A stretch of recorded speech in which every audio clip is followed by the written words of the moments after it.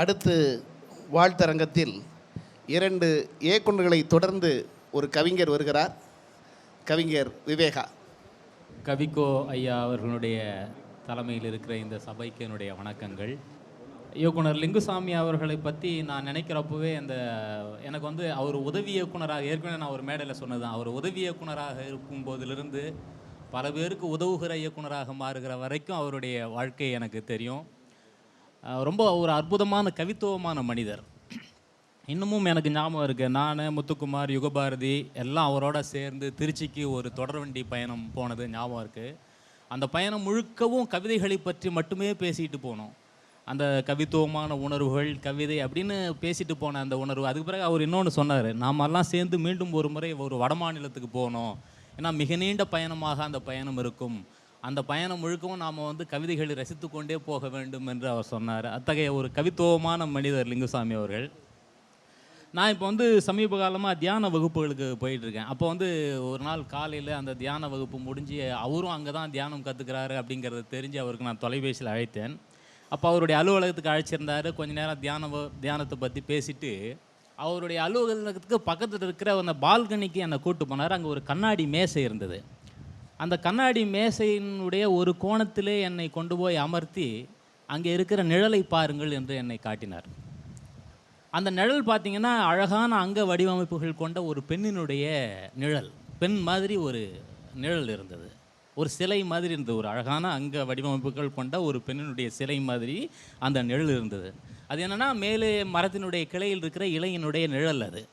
அதில் என்ன ஒரு அதிசயம் என்றால், அந்த குறிப்பிட்ட கோணத்தில் இருந்து பார்த்தால் மட்டும்தான் அது சிலை, மற்ற இடத்துல இருந்து பார்த்தாலாம் அது இலை.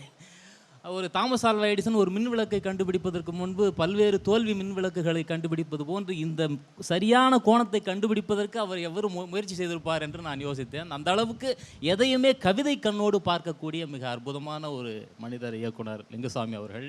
நேற்று இந்த கவிதைகளை எல்லாம் நான் பார்க்குறப்போ கௌதம் சார் சொன்ன மாதிரி பதித்த அத்தனை தடங்களும் அடுத்த அலை வரும் வரைதான் அப்படின்னு அந்த கவிதை எனக்கு ரொம்ப நேரம் அதை பற்றியே சிந்தனையாக என்னை கொண்டு போனது. ஏன்னா இவருடைய விரல் நுனியை தீண்டு விட முடியுமா என்று ஆயிரக்கணக்கானவர்கள் முட்டி மோதிய தியாகராஜ பாகவதர்கள் மீண்டும் ஒரு தொடர்வண்டி நடைமேடையில் யாரும் சீந்துவாரற்று இருந்தார் என்றெல்லாம் நம்ம கேள்விப்படுறோம்.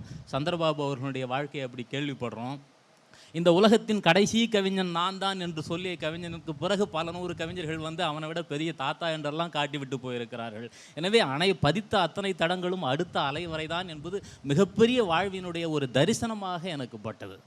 அதே போல் பார்த்திங்கன்னா, தொலைதூரத்தில் புகைந்து கொண்டு இருக்கிறது ஆளாளுக்கு கொளுத்தி போடுகிறார்கள்.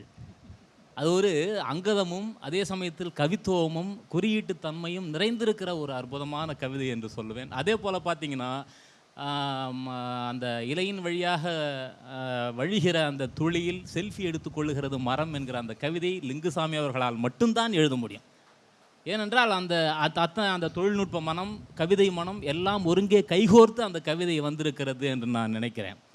இந்த சந்திப்பில் என்ன ஒரு முக்கியமான ஒரு விஷயம் அப்படின்னா, கவிக்கோ ஐயா அவர்களுடைய அவரை பற்றி நான் சொல்லியிருக்கேன் நிறைய இடங்களில். கை கட்டும் தூரத்தில் இருக்கிற எங்கள் கலீல் ஜிப்ரான் அப்படின்ட்டு அவருடைய கவியரங்க மேடைகளில் பல கவிதைகள் பாடியிருக்கேன். அவர் தொடாத இடமே கிடையாது. சரிலேச கவிதை, இந்த கவிதை, அந்த கவிதைன்னு எல்லா கவிதைகளுக்கும் வகை மாதிரிகளை வைத்திருக்கக்கூடிய ஒரு மகா கவிஞர் அவர்.